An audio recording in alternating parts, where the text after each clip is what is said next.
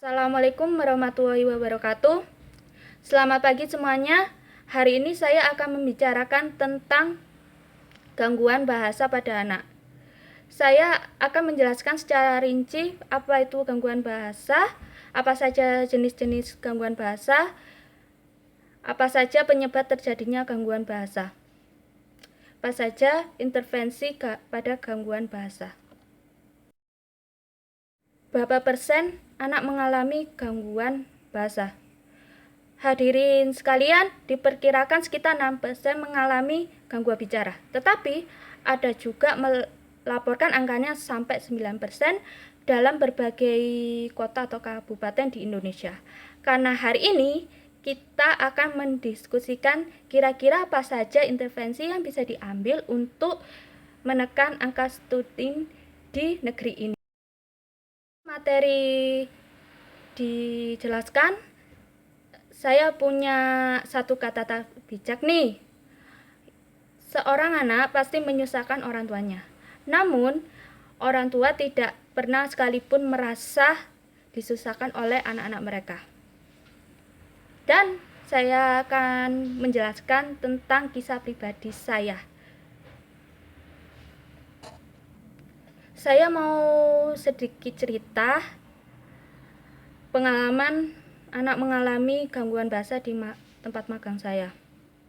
Dia mengalami gangguan bahasa semacam afasia motoris atau gangguan yang ditandai dengan ketidakmampuan mengkoordinasi atau menyusun pikiran, perasaan, dan kemauan yang diungkapkan agar dimengerti orang lain.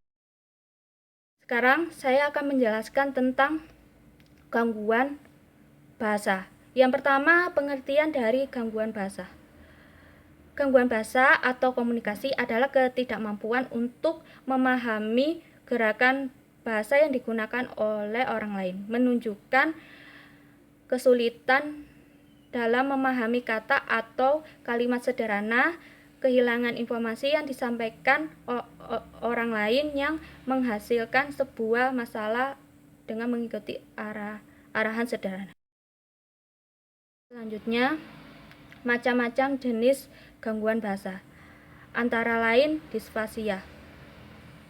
Disfasia adalah kemampuan untuk menangkap pembicaraan orang lain cukup baik, namun untuk menyampaikan maksudnya mengalami keterlambatan. Yang selanjutnya, afasia.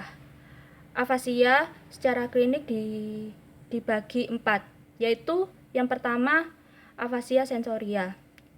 Afasia sensoria sudah mampu berbicara spontan, namun terkadang tidak sesuai dengan situasi yang terjadi atau yang sedang dibicarakan. Yang selanjutnya, afasia motoris.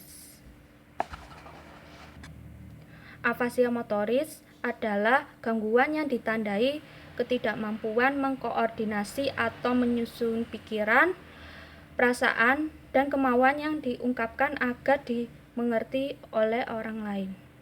Ini salah satu kejadian di tempat magang saya. Yang selanjutnya, afasia konduktif. Afasia konduktif ditandai dengan ketidakmampuan meniru pengulangan bunyi-bunyi bahasa seperti pengulangan pada kalimat yang panjang. Yang terakhir, afasia amnestik. Afasia amnestik adalah kesulitan dalam memilih dan menggunakan simbol-simbol yang tepat. Yang terakhir, gagap.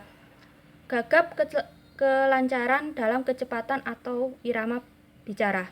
Biasanya terjadi pengulangan suara, suku kata, atau kata. Selanjutnya, penyebab terjadinya gangguan bahasa.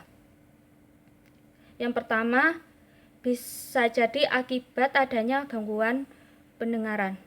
Gangguan pendengaran bisa terjadi karena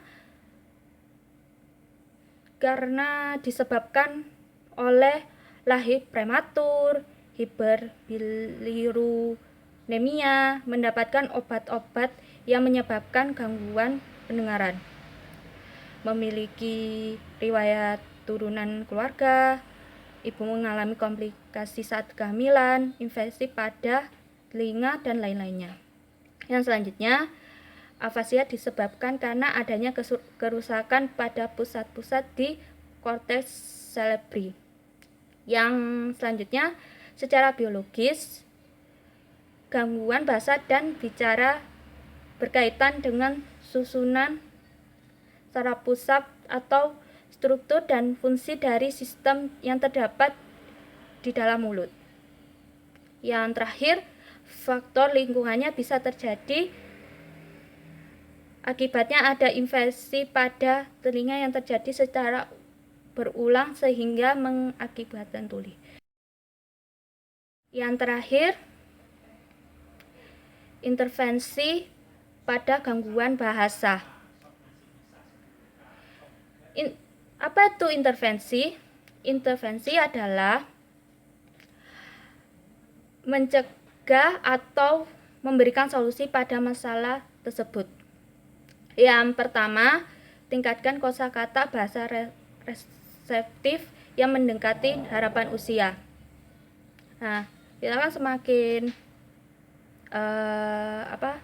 umur muda kan kosakata dikit. Terus umur bertambah, kosakata bertambah. Kan apa yang kita dengar, apa yang kita baca, apa yang kita tangkap dari guru-guru kita atau dosen kita.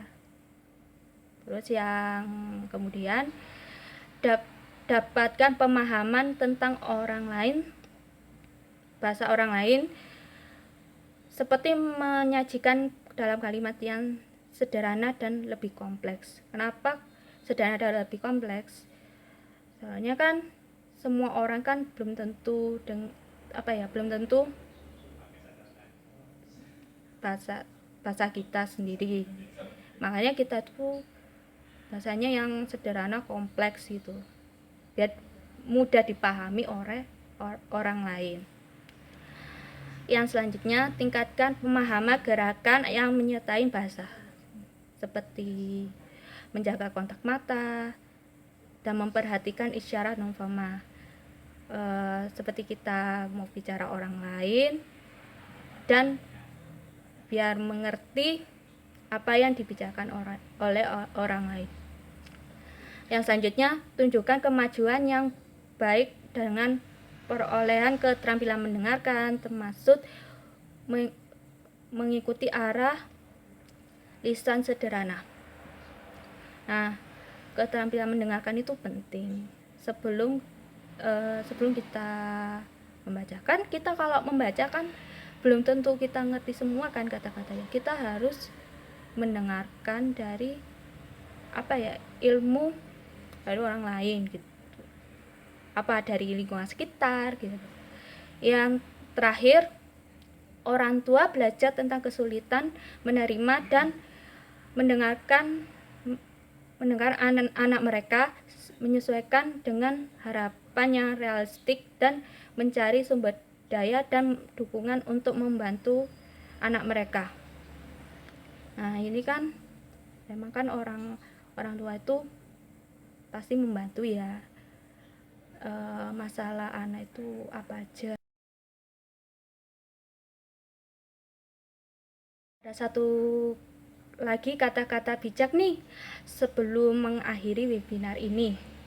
Ucapkanlah hanya kata-kata yang baik. Sesungguhnya lebih baik diam daripada mengeluarkan kata-kata yang tidak diridhoi Allah. Kesimpulannya adalah, jadi rekan-rekan semua, yang saya pahami, sebagian anak mengalami berbagai jenis gangguan bahasa. Calon orang tua dan guru PAUD harus memahami dan mendengarkan apa yang diucapkan oleh anak dan memberikan solusi pada anak dalam kata-kata atau kalimat. Semoga bermanfaat dan webinar ini bisa menjadikan bekal untuk calon orang tua dan guru PAUD. Saya Salsabila Johara, terima kasih sudah bergabung di webinar hari ini. Wassalamualaikum warahmatullahi wabarakatuh.